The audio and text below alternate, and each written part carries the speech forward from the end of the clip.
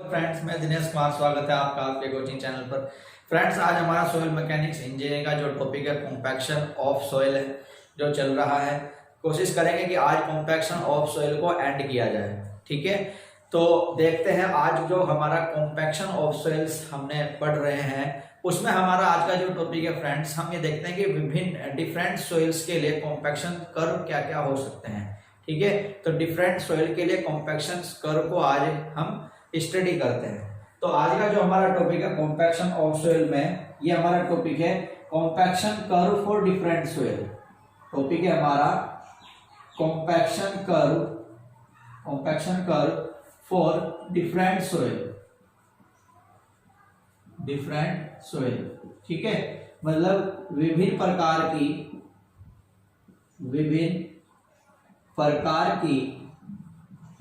Soil के लिए compaction curve. ठीक है फ्रेंड, तो देखते हैं विभिन्न प्रकार की डिफरेंट टाइप की जो सॉइल हमारे पास होती है उनका कॉम्पैक्शन कर्व क्या हो सकता है। इंपॉर्टेंट टॉपिक है फ्रेंड, क्वेश्चंस यहां से बनते हैं। ठीक है, तो देखना कॉम्पैक्शन कर्व जो हम पढ़ रहे थे, कॉम्पैक्शन कर्व किस किस के बिटवीन पढ़ा जाता है। कॉम्पैक्शन कर्व पढ़ा जाता है dry density and water content के बीच में। ड्राई डेंसिटी और वाटर कंटेंट के बीच में हम ये कॉम्पैक्शन कर्व बनाते हैं। ठीक है, कॉम्पैक्शन कर्व देखना है, कॉम्पैक्शन कर्व कुछ इस टाइप का होता है। हमारे पास काफी सॉइल होंगी यहाँ पर। ये एक्स एक्सिस पर आप जानते हो वाटर कंटेंट को शो करते हैं। ये होता है इधर हमारा वाटर कंटेंट, जल की मात्रा और कितने जल पर उसके अंदर ड्राई डेंसिटी कितनी है, तो इधर हमारा आता है गामा डी मैक्स। ठीक है, गामा डी मैक्स यानी कि ड्राई डेंसिटी। क्लियर फ्रेंड, तो ये जो डिफरेंट टाइप सॉइल के लिए जो कर्व पढ़ना चाह रहे हैं, इसमें एक कर्व है, लगभग काफी सारी सॉइल आएगी इसमें। ध्यान से समझना इसको कैसे दिखाते हैं। ये कुछ इस टाइप का बनाया जाता है।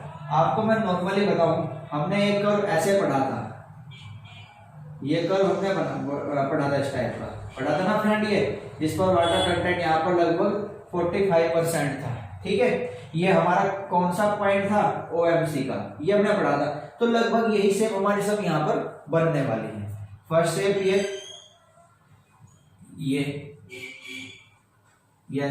ये जो हमने बनाया है, ये हमारा सॉइल को डिनोट करता है CH सॉइल को। CH सॉइल क्या है मैंने आपको बता रखी है, ये डिनोट करता है Cl सॉइल को।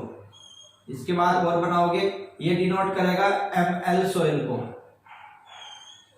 ये डिनोट करता है SW को।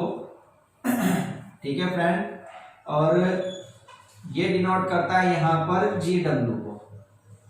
ये कर्व होता है फ्रेंड जो आपको याद रखना है, ये डायरेक्टली एग्जाम में पूछा जाएगा आपसे। ठीक है, ये डायरेक्टली एग्जाम में आपसे पुटअप किया जाएगा। क्लियर फ्रेंड, अब डायरेक्टली कैसे पुटअप किया जाएगा देखना। आज का जो टॉपिक हमारा एंड हो जाएगा, इस टॉपिक के बाद मैं आपको ऑब्जेक्टिव कराने वाला हूं, वहां पे सभी क्वेश्चंस ही आपको कराऊंगा। ठीक है, तो ये जो सॉइल हमारे पास है, इस सॉइल को कहा जाता है फ्रेंड वेल ग्रेडेड ग्रेवल। क्या कहेंगे इसको, वेल ग्रेडेड ग्रेवल। ये सिंबल मैं आपको पढ़ा चुका हूं। ये हमारी होती है वेल ग्रेडेड सैंड होगी। ये क्या होगी, M का मीनिंग मैंने आपको बताया था फ्रेंड, सिल्ट को कहा जाता है। M का मतलब सिल्ट से है और L का मतलब लो से है। तो ये लो क्या है, कम क्या है, ये कम होती है प्लास्टिक इसके अंदर। तो हम इसको बोल सकते हैं कि लो प्लास्टिक सिल्ट सॉइल। ठीक है, L का मतलब बिल्कुल वही आपका लो, C का मतलब यहाँ क्ले से है, तो इसको हम कहेंगे कि low plastic inorganic clay, low plastic inorganic clay. ठीक है, और H का मतलब हाई से बस, तो ये high plastic inorganic clay. Clear friend, तो ये पॉइंट आपको डायरेक्ट याद रखने हैं। ठीक है, ये आपसे पूछा जा सकता है, काफी सिंपल दे दिए जाएंगे, सीरियल वाइज आपसे पूछा जा सकता है कि सीरियल में बताइए क्या है। अब ये जो कर्व हमने बना है, इसके कुछ इंपॉर्टेंट पॉइंट्स निकलते हैं, जो आपको याद रखने हैं। ठीक है, क्लियर फ्रेंड, तो ये आप याद रखोगे। अब यहां से कुछ पॉइंट बनेंगे, ठीक है, point to be noted below. बोलते हैं ना, तो मैं पॉइंट आपको याद रखने हैं, कुछ कैसे पॉइंट बनते हैं देखना। तो पॉइंट टू बी नोटेड, ये कुछ पॉइंट मैं आपको लिखवा रहा हूँ। फर्स्ट पॉइंट क्या है, ये कह रहा है कि जो कोर्स ग्रेन सोइल होती है, मोटे कणों वाली जो सोइल होती है वो वेल ग्रेडेड होगी। ठीक है, चलो हो जाएगी। कब होगी, पहली बात तो ये दिखा दी आपको कि वेल ग्रेडेड है। ग्रेवल और सैंड दोनों क्या कहा, वेल ग्रेडेड। लेकिन इनका वेल ग्रेडेड होने का भी रीजन है। ठीक है, ये वेल ग्रेडेड किसी कंडीशंस में होती है। ठीक है, अगर course grain soil well graded है तो इसका मतलब ये कि वो हाईली ड्राई डेंसिटी पर कॉम्पैक्ट की जा रही होगी, यानी कि उनका जो कॉम्पैक्शन है वो टू हाई ड्राई डेंसिटी हो रहा होगा। लेकिन ये स्पेशल कंडीशन होती है।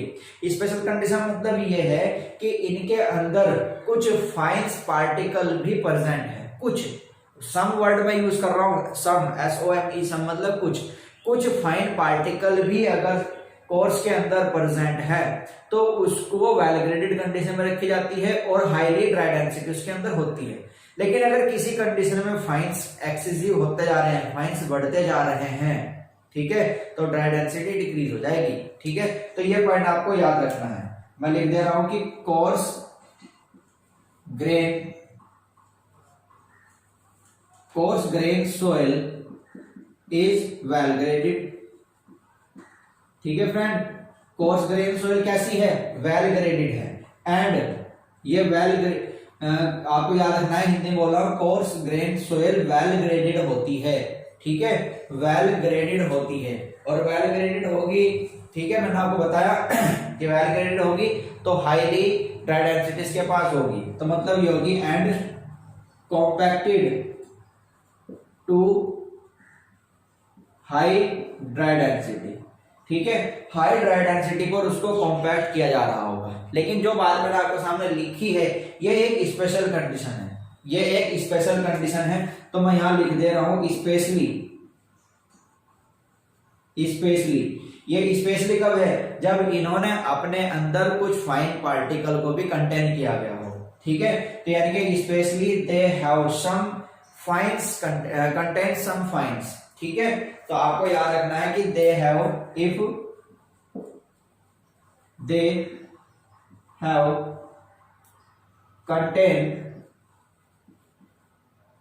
सम फाइन्स।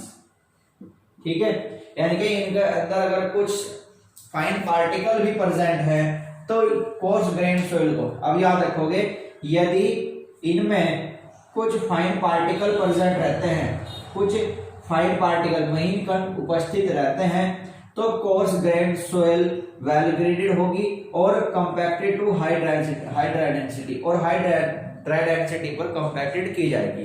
ठीक है, तो ये पॉइंट आपको याद रखना है। क्लियर फ्रेंड, कोई डाउट यहां तक बताइए, कोई doubt, any problem? Okay, next point देखना। देखो नेक्स्ट पॉइंट क्या रहा है ये फ्रेंड, ये कह रहा है कि poorly graded soil. Point number 2, poorly graded. तो कल भाई नाम ही आया यहाँ पर। पोरली ग्रेडेड का मतलब ये है कि यूनिफॉर्म सैंड। पोरली ग्रेडेड या यूनिफॉर्म सैंड अगर आपके पास है तो फ्रेंड वो लोवेस्ट ड्राई डेंसिटी को शो करती है। ठीक है, वो अपने अंदर लोवेस्ट ड्राई डेंसिटी की वैल्यूज रखती है। ठीक है, तो आपको याद रखना है कि पोरली ग्रेडेड या uniform sand lead to lowest dry density value. Poorly graded और uniform sand lowest dry unit weight value को लीड करती है। ठीक है फ्रेंड, पोरली ग्रेडेड या uniform sand lead to, English में lead to lowest dry unit weight values. ठीक है, सिंपल भाषा में मतलब ये हुआ कि पोरली ग्रेडेड सोइल जो आपके पास है, या पोरली ग्रेडेड का मीनिंग होता है यूनिफॉर्म सैंड जो आपके पास है उसकी ड्राई डेंसिटी लोवेस्ट होती है। डायरेक्टली आपसे क्वेश्चन पूछा जाएगा। क्वेश्चंस कैसे बनेगा, क्वेश्चंस बनेगा कि poorly graded lead to option first, option 2, option 3 और ऑप्शन 4, ऐसे क्वेश्चंस बनेगा। ऑप्शन फर्स्ट में आप लिखोगे lowest dry unit wait, second में आपका लिखेगा लार्जेस्ट ड्राई यूनिट वेट, ठीक है। या आप यहां पे लिख सकते हो lowest dry unit wait, largest dry unit wait, ठीक है। या ये लिख सकते हो कि lowest dry unit wait and मतलब एक लिमिट तक तो ये लोवेस्ट दिखाएगा, एक लिमिट तक ये लार्जेस्ट, लार्जेस्ट के बाद ये घटना शुरू हो जाएगा, यानी कि largest dry unit weight at certain limit and then lowest dry unit weight और लास्ट में नन, ठीक है। तो ऐसे क्वेश्चंस बनेगा। तो आपको पता होना चाहिए कि पोर्टली ग्रेडेड जो सोइल होती है वो लोवेस्ट ड्राई यूनिट वेट को लीड करती है। Clear friend, lowest dry unit wait को लीड करती है। क्लियर, ये क्वेश्चन यहां से बनेगा। अब इसका पॉइंट नंबर 3 आपको देखना है। पॉइंट नंबर 3 बात कर रहा है क्ले सोइल के केस में। यदि क्ले सोइल की हम बात करें, देखना इन क्ले सोइल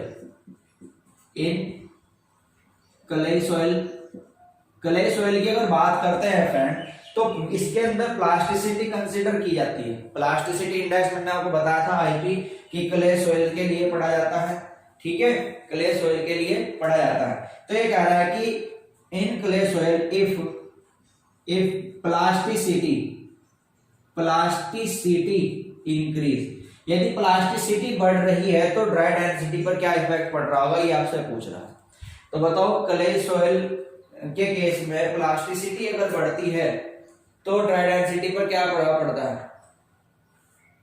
ठीक है। तो आपको बताना है कि maximum dry unit wait decrease, ठीक है। अगर प्लास्टिसिटी बढ़ाते जा रहे हो तो मैक्सिमम ड्राई यूनिट वेट जो आपके पास होगा वो घटता चला जाएगा।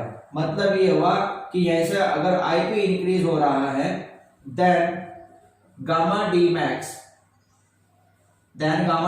क्या हो जाएगा, डिक्रीज हो जाएगा। क्लियर फ्रेंड, ये सब हमें इस ग्राफ से पता लग रहा है, ठीक है, कि प्लास्टिसिटी अगर बढ़ रही है तो गामा डी मैक्स घट रहा है। गामा डी मैक्स क्या हो रहा है, घट रहा है। क्लियर, तो समझ में आई बात इतनी, ठीक है।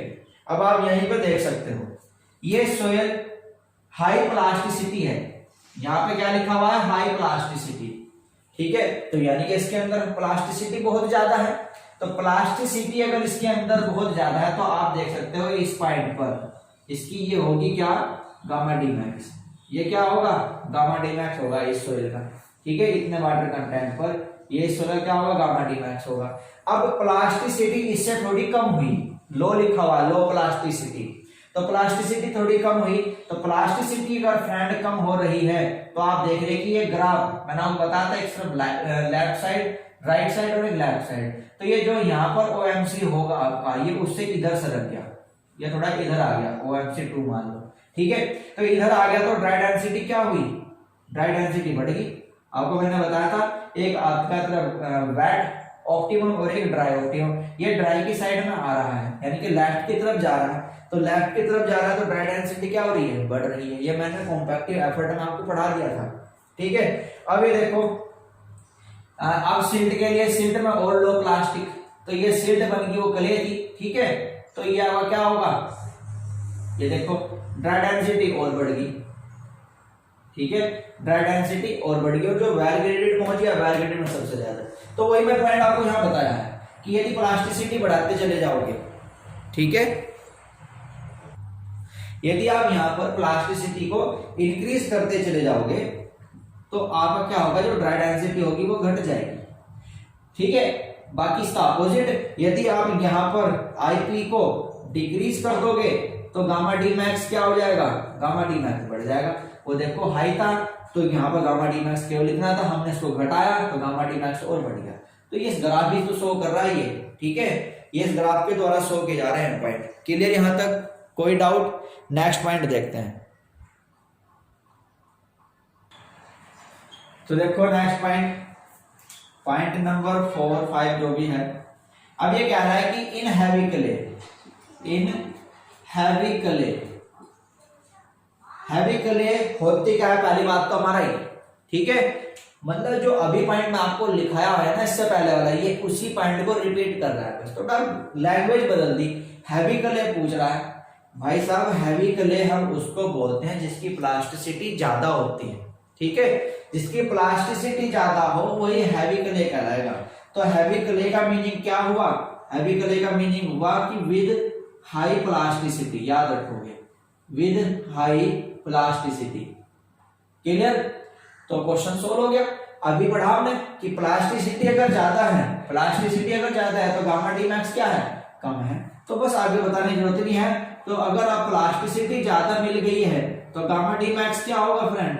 गामा डी मैक्स लेस हो जाएगा, गामा डी मैक्स लेस हो जाएगा। अब इसी ग्राफ से एक बात बताओगे मुझे, आपको यहाँ पर गामा डी मिला, ये गामा डी मिलेगा, आपको ये गामा डी मिलेगा, ठीक है, ये OMC3 मान लो, ये OMC4 मान लो। इन सभी में ये जो आपके पास पॉइंट दिखा रखे हैं, सोइल दिखा रखी है, सबसे ज्यादा OMC किसका है? ऑप्टिमम मॉइस्चर कंटेंट सबसे ज्यादा किसका है? आप देख रहे हैं कि जो हाई वाली हाई प्लास्टिक गले हमारे पास है, इसका OMC सबसे ज्यादा है, बट इसका गामा डी उतना ही कम है। तो मतलब ये हुआ कि अगर गामा डी लेस है, अगर गामा डी लेस है तो उसमें OMC क्या होगा? वेरी हाई, ठीक है, OMC क्या होगा? Very high OMC। Clear friend? यहां तक कोई डाउट है? बताइए, दोबारा सुन लो, ये पॉइंट थे इसके जो मैं आपको नोट करा चुका हूं। ये कह रहा है कि प्लास्टिसिटी जितनी ज्यादा होगी गामा डी उतना ही कम होगा। बिल्कुल सही, प्लास्टिसिटी ज्यादा, गामा डी कम। गामा डी जितना कम होगा OMC उतना ही ज्यादा होगा। क्लियर? ये पॉइंट मैं आपको लिखा चुका हूं, इंपॉर्टेंट पॉइंट है, इसके समझना। अब इससे इसका जो वेरी हाई OMC है, इसका क्या मीनिंग है? देखो, इसका मीनिंग एक और निकलता भी क्या हो बताता हूं। ये जो वेरी हाई OMC आपके पास लिखा है, ये किसका है? ये आपका है क्ले सोइल का, और क्ले सोइल को बोलते हैं कोहेसिव सोइल, ठीक है, क्ले सोइल को बोलते हैं क्या? Cohesive soil. क्लियर? ये आपके पास है ग्रेवल, ग्रेवल और सैंड दोनों, जिनको हम ग्रेनुलर सोइल बोलते हैं, ग्रेनुलर सोइल, कणीयदार, कणीयदार मिट्टी, ठीक है। ग्रेनुलर सोइल का मतलब क्या होता है? कणीयदार मिट्टी। तो अब ये तुम्हारे सामने है रिजल्ट, क्ले सोइल है, क्ले सोइल है, तो इसका OMC ये रहा। ग्रेवल पर पहुंच गए, इसका OMC ये रहा। तो मतलब ये हुआ कि जो क्ले सोइल है उसका OMC ज्यादा होता है किसके अपेक्षा? ग्रेनुलर सोइल के लिए। और क्ले सोइल को वर्ड क्या देते हैं हम? क्ले सोइल होती है हमारी कोहेसिव सोइल। तो ये डायरेक्ट आपसे क्वेश्चन पूछा जाएगा, ठीक है, यहाँ पे डायरेक्ट क्वेश्चन बनेगा कि कोहेसिव सोइल, कोहेसिव सोइल का OMC ज्यादा होता है किसकी अपेक्षा? ग्रेनुलर सोइल के लिए। तो cohesive soil have large value, आप यहां लिख सकते हो, cohesive soils have large value of OMC then granular soil, granular soil.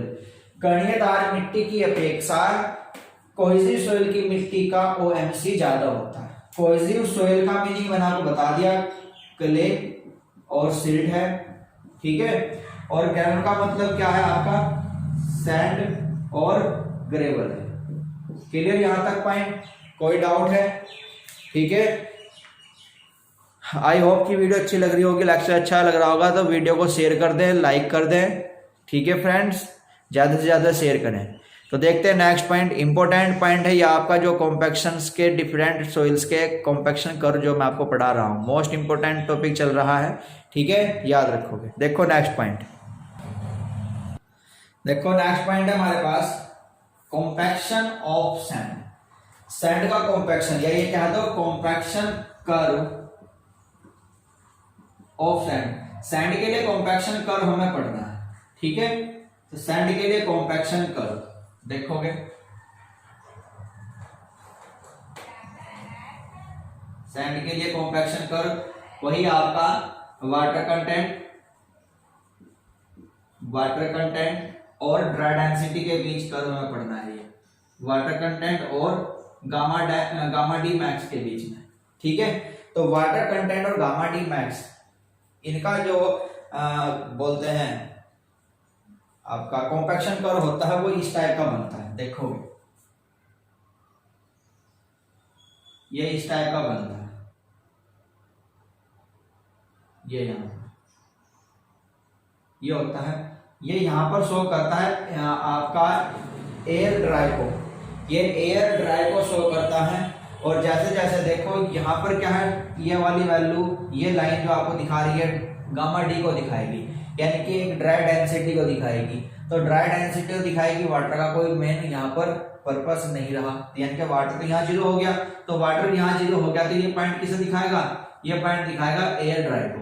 और जैसे जैसे ये कर्व आगे की ओर बढ़ता चला गया, मतलब इधर की ओर OMC बढ़ता चला गया, तो OMC बढ़ता जा रहा है, तो इधर आने पर ये किस चीज को शो करेगा, ये इधर शो करेगा कंप्लीट सैचुरेशन को। क्या शो करेगा, कंप्लीट सैचुरेशन को शो करेगा, ये कंप्लीट सैचुरेशन को। क्लियर फ्रेंड, यहां तक कोई डाउट बताइए। कंप्लीट सैचुरेशन को ये शो करता है, ठीक है। ये बाकी अब इसके कुछ पॉइंट हैं, इसके पॉइंट भी आपको नोट रखने हैं। पॉइंट क्या है देखोगे, ये जो हमने कॉम्पैक्शन कर्व बनाया, सबसे पहले आपसे पूछा कि ये क्या चीज को शो कर रहा है, बताइए क्या चीज को शो कर रहा है। आप देख रहे हैं कि इसकी जो ड्राई डेंसिटी थी मॉइस्चर कंटेंट के साथ वेरिएशन कर रही है। ये देखो यहाँ पे ड्राई डेंसिटी मैक्सिमम, इधर की ओर मॉइस्चर कंटेंट बढ़ता चला गया। तो मतलब ये है कि ये जो ग्राफ है show the variation of dry unit weight of sand, ठीक है। आप इसमें याद रखोगे ये जो ग्राफ है सो variation of dry unit wait, तो ये अब show the variation of dry unit weight of sand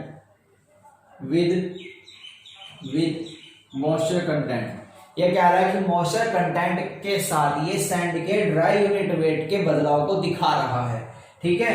moisture content के साथ यह ड्राई यूनिट वेट, सैंड के ड्राई यूनिट वेट के बदलाव को शो कर रहा है, ठीक है। तो show the variation of dry unit weight of sand with moisture content, moisture content के साथ सैंड के ड्राई यूनिट वेट के बदलाव को प्रदर्शित किया जा रहा है इस ग्राफ के द्वारा। क्लियर फ्रेंड, ये याद रखिए। अच्छा, अभी तक जो हमने ग्राफ पढ़े हैं फ्रेंड, क्या तो ये इस टाइप का शेप का बनाया है या आपके सामने कुछ इस टाइप की शेप की है। ये शेप कैसी बन रही है, ये है हमारे वी अक्षर की शेप, वी शेप है ये, ठीक है। और ये इसको क्या कह सकते हैं, इसको हम इन्वर्टेड वी शेप बोल दें, ठीक है। ये दो शेप हमारे पास यहाँ पर है, एक वी शेप और दूसरी इन्वर्टेड वी शेप। क्वेश्चन ये भी बन सकता है कि इन्वर्टेड वी शेप हम किस प्रकार की सॉइल के लिए अप्लाई करते हैं, ठीक है। ये आप देख रहे हैं कि ये आपके पास वी शेप है, और अभी तक जो जितनी भी हमने पढ़ी है, इस टाइप की पढ़ी है, ठीक है। तो ये मतलब ये इन्वर्टेड है और ये आपकी बिल्कुल राइट है। तो ये पूछ रहा है कि इन्वर्टेड किसके लिए अप्लाई करते हैं, और ये बिल्कुल सही है जो किस प्रकार की सॉइल के लिए अप्लाई की जाती है। तो आप याद रखोगे inverted V shape of compaction curve की जो इन्वर्टेड वी शेप है उस प्रकार की सॉइल के लिए अप्लाई की जाती है जिसमें कुछ प्लास्टिसिटी प्रेजेंट हो। ये पॉइंट आप याद रखोगे कि मैं बोल रहा हूं, आप लिख लेना कि inverted V shape of compaction curve, inverted V shape of compaction curve, short में लिखा हूं सीसी, कॉम्पैक्शन कर्व, उस प्रकार की सॉइल के लिए, उस प्रकार की सॉइल के लिए अप्लाई की जाती है जिसमें कुछ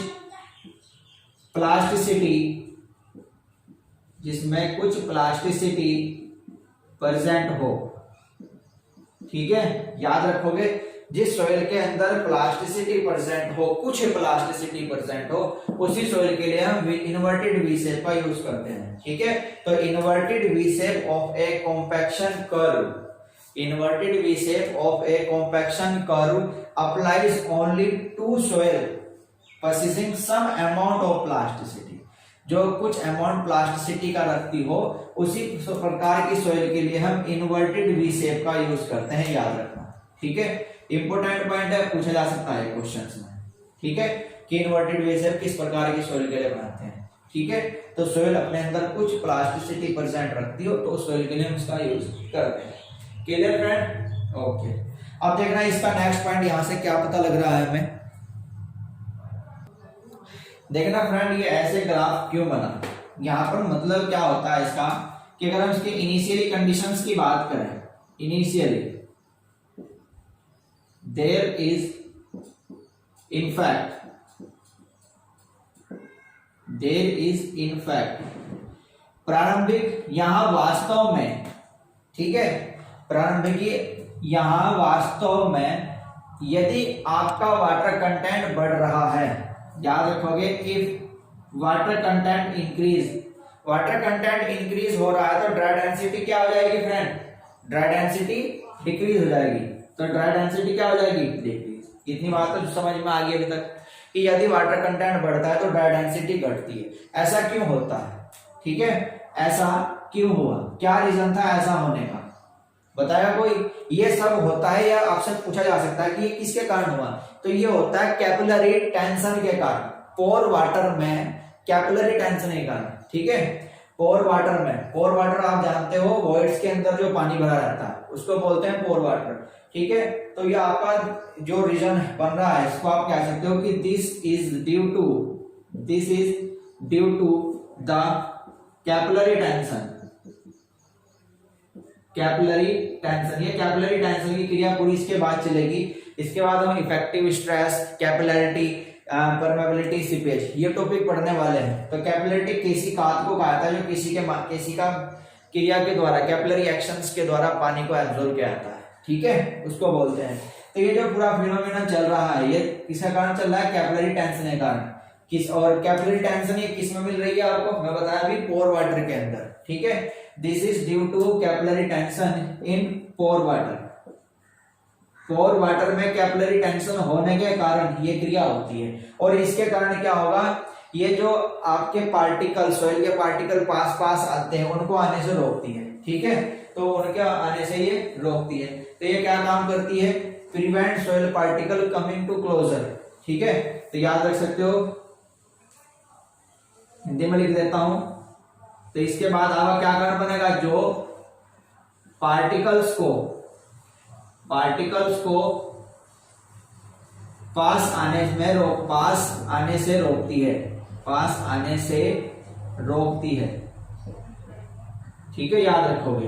तो which prevent particle to coming closer, English में जो लिख रहा है वो लिख ले, this is due to capillary tension in pore water. Pore water में कैपिलरी टेंशन के कारण होता है ये है। और which prevent particle to coming closer, जो पार्टिकल को पास आने से रोकता है। अब समझना इस थ्योरी को, मेरे पास ये कोई सैंड पार्टिकल है।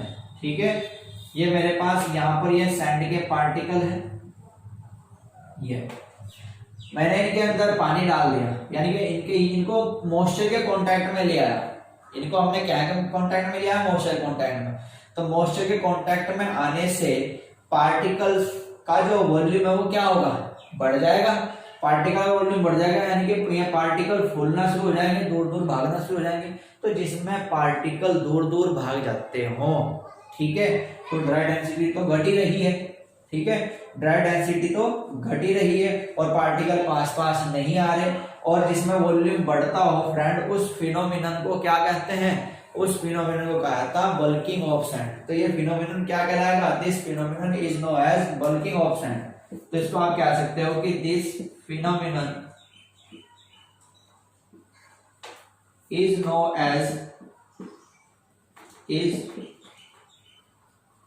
As bulking of sand. ये फिनोमिनन क्या कहलाएगा, bulking of sand. Bulking of sand बोलते हैं रेत का फूलना। ठीक है, सभी जानते हैं कि सैंड का मॉइस्चर के कांटेक्ट में आने से उसका वॉल्यूम बढ़ जाता है, जिसे बल्किंग ऑफ सैंड कहते हैं। बल्किंग ऑफ सैंड की वैल्यू लगभग 4 से 5% मॉइस्चर पर सबसे ज्यादा होती है। 4 से 5% मॉइस्चर पर बल्किंग ऑफ सैंड की वैल्यू सबसे ज्यादा होती है, याद रखोगे। ठीक है, सबसे ज्यादा वैल्यू होती है,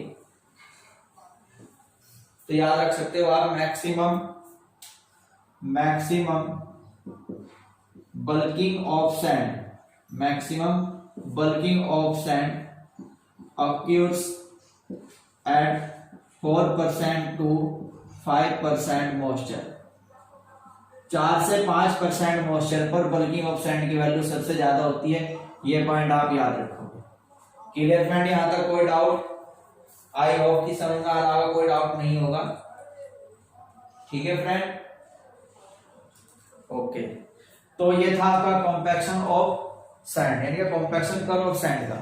ठीक है, आपको डिफरेंट सोइल के भी बताया, कॉम्पैक्शन सैंड कर्व कैसे बनता है ये आपको बता दिया। उसके रिलेटेड जो इंपॉर्टेंट पॉइंट्स थे ये बहुत ही ज्यादा इंपॉर्टेंट रहने वाले हैं, आपको पता होना चाहिए। ठीक है फ्रेंड, देखते हैं अपने नेक्स्ट टॉपिक को।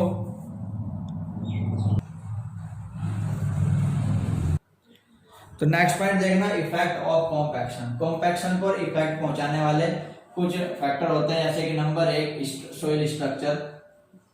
सोइल स्ट्रक्चर भी कॉम्पैक्शन को इफेक्ट पहुंचाती है। लैम्बेस थ्योरम एक्सप्लेनेशन में आपको पढ़ा चुका हूं, वहां पर हमने फ्लोकुलेटेड स्ट्रक्चर, डिस्पर्स्ड स्ट्रक्चर पढ़ी थी। ठीक है, फ्लोकुलेटेड तो जो कि तब मिल रही थी जब नेट फोर्स हमारे पास अट्रैक्टिव हो, और आपका जो डिस्पर्स्ड है वो तब मिल रही थी जब नेट फोर्स आपका रिपल्सिव हो। क्लियर फ्रेंड, और अट्रैक्टिव फोर्स को हमने वैन डर वाल फोर्स के नाम से जाना था। तो सोइल स्ट्रक्चर भी कॉम्पैक्शन को इफेक्ट पहुंचाती है। नंबर 2 परमेबिलिटी, बिल्कुल सही बात है, परमेबिलिटी भी कॉम्पैक्शन को इफेक्ट पहुंचाएगी। ठीक है फ्रेंड, नंबर 3 आप यहाँ पर सीपेज भी कह सकते हो, सीपेज भी कॉम्पैक्शन को इफेक्ट पहुंचाती है। नंबर 4 आप कह सकते हो कि श्रिंकेज ये भी कॉम्पैक्शन को प्रभावित करता है। स्वेलिंग भी कॉम्पैक्शन को प्रभावित करता है। स्वेलिंग आप जानते हो, रेत का फूलना। ठीक है, रेत का फूलना क्या किसके कारण हो रहा था? ये मोन्टमोरेनाइट नामक मिनरल जो उसके अंदर मिला रहता है। ठीक है, नंबर 6 आप कह सकते हो पोर वाटर प्रेशर। पोर वाटर प्रेशर भी इफेक्ट हो जाता है। पोर वाटर प्रेशर का मतलब होता है कि आपके पास जो सोयल सैंपल है ये, और यदि इसके अंदर वॉइड्स प्रेजेंट है तो वॉइड्स के अंदर वाटर भरा रहता है। ठीक है, ये वॉइड्स के अंदर यहाँ पर वाटर भरा हुआ है और ये वाटर ऊपर की ओर फोर्स अप्लाई करता है ऐसे, जिसको बोलते हैं पोर वाटर प्रेशर। आगे आने वाले टॉपिकों में इसको इफेक्टिव स्ट्रेस हमारा चलेगा, वहीं हम पोर वाटर प्रेशर को पढ़ेंगे। ठीक है, तो पोर वाटर प्रेशर भी इफेक्ट पहुंचाता है। ठीक है फ्रेंड, याद रखने, कुछ भी सिंपल आपका क्वेश्चन बन सकता है। नेक्स्ट आपकी कंप्रेसिबिलिटी है। कंप्रेसिबिलिटी भी इफेक्ट पहुंचाती है। कंप्रेसिबिलिटी, ये सब पॉइंट मैं आपको पढ़ा चुका हूं। ठीक है, आगे जो नहीं पढ़े हमने ये आने वाले टॉपिक में हम पढ़ने वाले हैं नेक्स्ट इफेक्टिव स्ट्रेस में। तो कंप्रेसिबिलिटी भी इफेक्ट पहुंचाती है। Next shear strength. Next shear strength,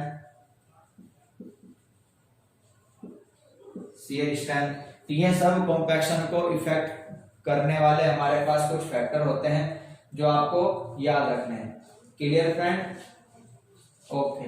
अब देखते हैं फ्रेंड, कॉम्पैक्शन करने के सुटेबिलिटी इक्विपमेंट कौन कौन से होते हैं, कौन कौन से इक्विपमेंट कॉम्पैक्शन करने के लिए बेटर रहते हैं। नेक्स्ट टॉपिक ये समझते हैं अपना। तो देखना फ्रेंड, टाइप ऑफ इक्विपमेंट, कौन सा इक्विपमेंट किस प्रकार के सोइल को कॉम्पैक्ट करता है और फिर वो सोइल किस कार्य में यूज की जाती है। ठीक है फ्रेंड, फर्स्ट हमारे पास आता है रैमर्स। रैमर्स, ठीक है, या इसका दूसरा नाम होता है टेम्पर। रैमर्स बोल सकते हो या इसको टेम्पर्स बोल सकते हो। तो टेम्पर्स या रैमर्स किस प्रकार की सोइल को इंपैक्ट करता है, तो आपको याद रखना है ये ऑल टाइप सोइल के लिए यूज किया जाता है।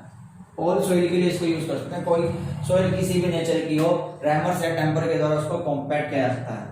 और यहाँ से जो सोइल मिलती है, इस सोइल का जो यूज है, हम इसको यूज कर सकते हैं किसी बेसमेंट वर्क में, बेसमेंट में कर सकते हैं, रिटेनिंग वॉल के लिए कर सकते हैं, रिटेनिंग वॉल्स के लिए की जा सकती है, और आपका कोई ट्रेंच फिल्स के लिए की जा सकती है। ट्रेंच फिल्स, ट्रेंच का मतलब खाई, रिटेनिंग वॉल प्रतिधारक दीवार, बेसमेंट, एम्बैंकमेंट, ठीक है, इनमें हम इसका यूज कर सकते हैं। Clear friend.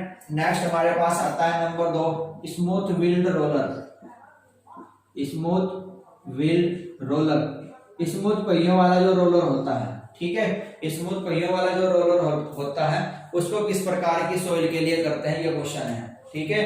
तो आपको याद रखना है कि जो स्मूथ व्हील रोलर है ये क्रश्ड रॉक के लिए, क्रश्ड रॉक टूटी हुई चट्टानों के लिए यूज करते हैं, इसका यूज ग्रेवल्स के लिए करते हैं, इसका यूज सैंड्स के लिए करते हैं, ठीक है। यहाँ पर हम स्मूथ व्हील्ड रोलर का यूज कर सकते हैं। और फ्रेंड ये जो सोइल यहां से मिलेगी इसको हम यूज करते हैं रोड कंस्ट्रक्शन के लिए, ठीक है, यहाँ की सोइल को रोड कंस्ट्रक्शन के लिए यूज किया जाता है, ये आपको याद रखना है। क्लियर फ्रेंड, कोई डाउट यहां तक? ओके। नेक्स्ट रोलर हमारे पास आता है pneumatic, pneumatic tyred roller, pneumatic tyred roller, pneumatic tyred roller, ठीक है, ये आपका सैंड के लिए gravel, silt, clayey soil, sand, gravel, silt, clayey soil, clayey soils, इनके लिए इसका यूज किया जाता है फिनोमेटिक टायर्ड रोलर का, ठीक है। इसमें आपको याद रखना है कि यूनिफॉर्मली ग्रेडेड सोइल जो होती है उसके लिए सुटेबल नहीं है, ठीक है, not suitable for uniformly graded soil, याद रखोगे, not suitable for uniformly graded soil, uniformly graded soil के लिए ये सुटेबल नहीं है। एक मिनट दिखाई नहीं दे रहा, दोबारा लिखता हूं, ये वहां पे पूरा दिखाई नहीं देता, आप देखो इसमें लिख दिया है कि फिनोमेटिक रोलर जो कि आपका यूनिफॉर्म टाइप जो सोइल होती है उनके लिए सुटेबल नहीं है, ये केवल सैंड, ग्रेवल, सिल्ट और क्ले के लिए ही सुटेबल है, आपको याद रखना है, ठीक है फ्रेंड। और इसका यूज हम किसी भी एम्बैंकमेंट में, किसी भी बेस कोर्स के लिए, बेस, सब बेस, एम्बैंकमेंट, ठीक है, बेस, सब बेस, एम्बैंकमेंट यहाँ पर कर सकते हैं, ठीक है। और बोल सकते हो कॉम्पैक्शन के हाईवे के लिए एयर फील्ड में compaction, compaction for highway, highway के कॉम्पैक्शन के लिए एयर फील्ड कोई बनानी हो वहां पर यूज कर सकते हैं, अर्थन डैम में यूज कर सकते हैं, ठीक है, ये पॉइंट आपको याद रखना है फिनोमेटिक रोलर के लिए। नेक्स्ट आता है फ्रेंड sheep foot roller, number 4 sheep foot roller, यह ज्यादा एग्जाम पूछा जाता है, सिप फुट रोलर, ठीक है। सिप फुट रोलर आप जानते हैं कुछ इस टाइप का होता था, ये इसमें कुछ ऐसे खांचे से बने रहते थे, ठीक है, ये देखा होगा आपने, इसको क्या कहते हैं, सिप फुट रोलर, ठीक है फ्रेंड। ये हमारा सिप फुट रोलर होता है, तो ये सिप फुट रोलर केवल क्लेई सोइल के लिए यूज करते हैं, याद रखो, सिप फुट रोलर केवल और केवल क्लेई सोइल के लिए यूज किया जाता है। और इसका यूज, यह वाली सोइल जो हम यूज करते हैं ये अर्थ डैम में, अर्थ डैम की कोर बनाने में करते हैं, कोर और अर्थ डैम, ठीक है, मिट्टी के डैम की कोर साइड बनाने के लिए ही हम क्ले सोइल का यूज वहां पर करते हैं। Clear friend.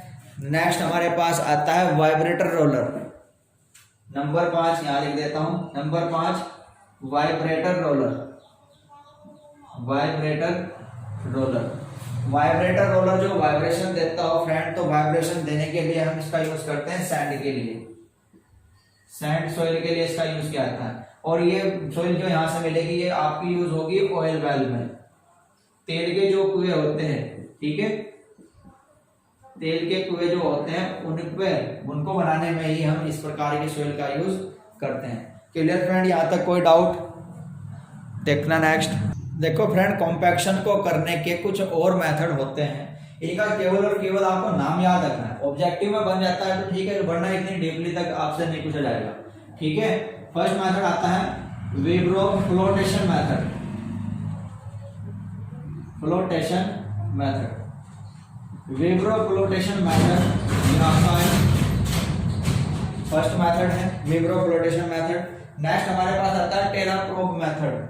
नेक्स्ट है टेरा प्रोब मेथड। टेरा प्रोब मेथड ये भी कॉम्पैक्शन करने का मेथड होता है, केवल आपको नाम याद रखने हैं, ठीक है। नेक्स्ट हमारे पास आता है compaction by pounding. Compaction by pounding के द्वारा कॉम्पैक्शन, ठीक है। ये भी आपको याद रखना है, कॉम्पैक्शन बाय पाउंडिंग। नेक्स्ट आता है आपके पास कॉम्पैक्शन बाय एक्सप्लोसिव, किसी विस्फोट के द्वारा कॉम्पैक्शन करना। कॉम्पैक्शन बाय एक्सप्लोसिव,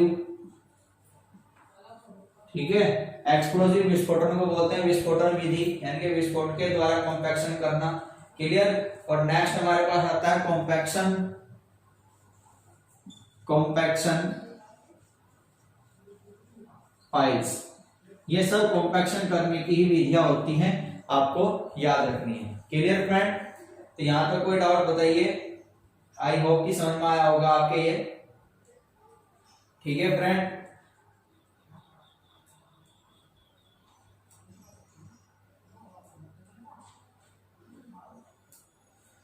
तो ये था आपका कॉम्पैक्शन का टॉपिक जिसका एंड होता है। कल जो वीडियो मैं आपके लिए, कल जो लेक्चर्स मैं आपके लिए सॉइल मैकेनिक्स का लेके आऊंगा, उसमें हम केवल इतना ही पढ़ेंगे, इसके ऑब्जेक्टिव क्वेश्चंस कॉम्पैक्शन से क्या बन सकते हैं। Clear friend. तो कल की वीडियो में हम कॉम्पैक्शंस के ऑब्जेक्टिव क्वेश्चंस को स्टडी करने वाले हैं। और इसके बाद जो हमारा नेक्स्ट टॉपिक यहाँ पर शुरू होगा फ्रेंड, वो हमारा शुरू होगा इफेक्टिव स्ट्रेस।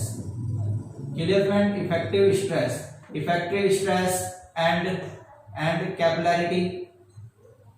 कैपिलैरिटी, जिसको केशिकात बोलते हैं, एंड परमेबिलिटी और एंड सीपेज। ये पूरा एक टॉपिक का नाम है हमारा, जो हम नेक्स्ट वीडियो से या नेक्स्ट लेक्चर में हम इसको करने वाले हैं। कल ऑब्जेक्टिव क्वेश्चंस हम पढ़ेंगे, ठीक है। कल हमारे ऑब्जेक्टिव क्वेश्चंस होंगे। तो ऑब्जेक्टिव क्वेश्चंस को सोल्व करने से पहले कॉम्पैक्शन के जितने भी लेक्चर है उनको ध्यान से स्टडी कर लेना, ठीक है। जो बंदा इस चैनल से अभी जुड़ा हो, मतलब कि इसकी फर्स्ट वीडियो लेक्चर देख रहा हो, तो इसे समझने से पहले कॉम्पैक्शन की प्रीवियस लेक्चर्स जो हैं उनको जरूर देखें, ठीक है फ्रेंड। तो वीडियो को ज़्यादा से ज़्यादा शेयर करें, सब्सक्राइब करें, लाइक करें और वीडियो को कंप्लीट जरूर देखें, ठीक है फ्रेंड्स। तो मिलते हैं नेक्स्ट वीडियो के साथ। जय हिंद, जय भारत।